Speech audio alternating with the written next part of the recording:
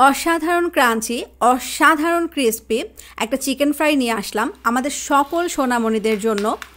আমি প্রথমে একটু ভেঙে দেখিয়ে দিচ্ছি। দেখেন বাহিরটা কতটা ক্রিস্পি হয়েছে, শব্দটা শুনে নিশ্চয়ই বুঝতে পারছেন। আর ভেতরটাও কিন্তু সেই রকম জুসি। চলুন দেখে নিই কীভাবে তৈরি করতে হয় পপ চিকেন। পপ চিকেনের জন্য আমাদের হাড় ছাড়া মুরগির মাংসের কিউব লাগবে। আমি এখানে 250 গ্রাম বুকের মাংস নিয়েছি। প্রথমে একটু এরকম স্ট্রাইপ করে কেটে নিচ্ছি। এবার আমি এগুলোকে কিউব করে কেটে নিচ্ছি। আমি হয়তো বলে ঠিক বোঝাতে পারলাম না, আপনারা ভিডিওটা দেখে একটু বুঝে নিতে হবে যে কীভাবে কাটতে হবে জিনিসগুলোকে। এভাবে আমি সবগুলো করে নিচ্ছি। একটা মিক্সিং বলে একটা ডিম আমি খুব ভালো করে ফেটে নিয়ে নিচ্ছি। সয়া সস দিয়ে দিলাম 2 চা চামচ পরিমাণ। আধা চা চামচ করে রসুন বাটা এবং আদা বাটা দিয়ে দিলাম। শুকনো মরিচের গুঁড়ি দিয়ে দিচ্ছি 1 চা চামচ পরিমাণ। আধা চা চামচ পরিমাণ গোলমরিচের গুঁড়ি দিয়ে দিচ্ছি। আমি এখানে ফ্রেশ গোলমরিচটা ক্রাশ করে দিচ্ছি, আপনারা চাইলে পাটায় পিষেও দিতে পারেন। খুব ভালো করে আমি এখন এগুলোকে মিক্স করে নিচ্ছি।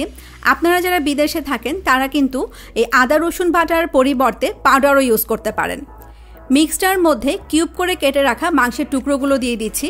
খুব ভালো করে কিন্তু এবার আমাকে এগুলোকে মাখাতে হবে। আমি যত মাখাবো মশলাগুলো তত মাংসের ভেতরে ঢুকবে। কর্নফ্লাওয়ার দিয়ে দিলাম 1 টেবিল চামচ পরিমাণ, দিয়ে আবারও খুব ভালো করে মাখাতে হবে। অনেকেই হয়তো প্রশ্ন করবেন কর্নফ্লাওয়ারের কী কাজ এখানে। কর্নফ্লাওয়ারটা কিন্তু এখানে বাইন্ডার হিসেবে কাজ করবে। মাংসগুলোর মধ্যে কিন্তু সব রকমের মশলা খুব সুন্দরভাবে লেগে গেছে। এবার আমি মিক্সটাকে এয়ারটাইট করে ফ্রিজের নর্মাল পোর্শনে ঘন্টাখানেকের জন্য রেখে দিচ্ছি। আপনাদের যদি এরকম র্যাপার না থাকে কোনো সমস্যা নেই, একটা এয়ারটাইট বক্সে করে আপনারা রেখে দেবেন। এবার কোটিংটা করে নেই। একটা ছড়ানো প্লেটে 1 কাপ পরিমাণ ময়দা নিয়ে নিচ্ছি। যারা প্রবাসী তারা এনি পারপাস ফ্লাওয়ার ইউজ করতে পারেন। এবার গোলমরিচের গুঁড়ি দিয়ে দিলাম আধা চা চামচ পরিমাণ। ব্রেড ক্রাম দিয়ে দিচ্ছি 1/4 কাপ আর শুকনো মরিচের গুঁড়ি 1 চা চামচ পরিমাণ। লবণ দিয়ে দিলাম 1/4 চা চামচ। এবার কিন্তু খুব ভালো করে এটাকে মিক্স করতে হবে।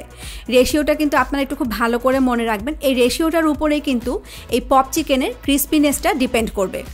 খুব ভালো করে মিক্স করার পরে কিন্তু এই মিক্সটাকে আমি প্লেটটার উপরে খুব সুন্দরভাবে ছড়িয়ে দিলাম। ফ্রিজ থেকে আমি মিক্সটাকে বের করে আনলাম, র্যাপারটা খুলে নিচ্ছি। দেখতে পাচ্ছেন মুরগির মাংসগুলো কিন্তু কত সুন্দর টসটসে হয়ে গেছে। এবার আমি একটা করে টুকরো নেব আর এই ময়দাটার উপরে বিছিয়ে দেব। খুব ভালো করে আমি ময়দাটার সাথে চিকেনগুলোকে মাখিয়ে নিচ্ছি। একটু সময় নিয়েই কিন্তু কাজটা করতে হবে। একটা একটা করে মাখাতে হবে আর একটা একটা করে চালনির উপর রাখতে হবে। চালনিটা আসলে আমরা যে সাধারণত আটা চালি সেই চালনির উপরে নিলেই হয়ে যাবে। এভাবে করে নিয়ে একটুভাবে ঝাঁকিয়ে ঝাঁকিয়ে বাড়তি ময়দাটুকু ঝেড়ে নিচ্ছি। ঠিক আমি যেভাবে করলাম সেভাবেই কিন্তু করতে হবে। এবার এই চিকেনগুলোকে পানির মধ্যে কিন্তু চুবিয়েই আমি তুলে নিচ্ছি। তুলে কিন্তু আবার সেই ময়দাটার উপরে রেখে দিচ্ছি। এই পানিটা কিন্তু নর্মাল রুম টেম্পারেচারের পানি, গরম বা ঠান্ডা পানি না। একটা জিনিস লক্ষ্য করেন, পানির মধ্যে কিন্তু ময়দার কোনো কিছুই খুলে যাচ্ছে না। পানিটা কিন্তু একদম স্বচ্ছ আছে। ওই যে আমি বাইন্ডার ইউজ করেছিলাম সেই বাইন্ডারের কারণেই কিন্তু কোনো কিছু খুলে যাচ্ছে না। এবার আবারও কিন্তু খুব ভালো করে ময়দাটা দিয়ে সবগুলো টুকরোগুলোকে খুব ভালো করে মাখিয়ে নিতে হবে। দেখতে পাচ্ছেন আমি কিভাবে করছি, একটু উল্টে পাল্টে করতে হবে যেন সব জায়গায় খুব ভালো করে ময়দাগুলো মিশে যায়। এবার কিন্তু আসল টিপসটা, একটা করে টুকরো নিতে হবে আর এভাবে কিন্তু জোরে একটা করে ঝাঁকি দিতে হবে। আপনি যত জোরে ঝাঁকি দেবেন চিকেনগুলোর গায়ে কিন্তু তত সুন্দর টেক্সচার হবে। ভিডিওতে দেখে কিন্তু আপনারা নিশ্চয়ই বুঝতে পাচ্ছেন। ঠিক এভাবে কিন্তু আপনাকে সবগুলো করে নিতে হবে। আর আপনারা যারা প্রিজার্ভ করতে চান ঠিক এই পর্যায়ে এসে ডিপ ফ্রিজে রেখে দেবেন। অনায়াসে কিন্তু 1 মাস এটাকে প্রিজার্ভ করতে পারবেন। এবার আমি ভাজতে চলে যাচ্ছি। একটা প্যানে পর্যাপ্ত পরিমাণ তেল নিয়ে একদম ফুল আছে খুব ভালো করে গরম করে নিয়ে আমি চিকেনগুলোকে দিয়ে দিচ্ছি। চিকেনগুলো দেওয়ার সাথে সাথেই কিন্তু চুলার আঁচটা মিডিয়াম করে দিতে হবে। খুব ভালো করে নাড়াচাড়া করে এটাকে ভাজতে হবে। আমি যে প্রসেসটা বললাম সেই প্রসেসে ভাজতে কিন্তু আপনার 4 থেকে 5 মিনিট সময় লাগবে। চুলার আঁচটা যদি না কমান তাহলে কিন্তু বাহিরেরটা হয়ে যাবে কিন্তু ভেতরের চিকেনটা কিন্তু কাঁচাই থেকে যাবে। আমি একটু তুলে দেখাচ্ছি।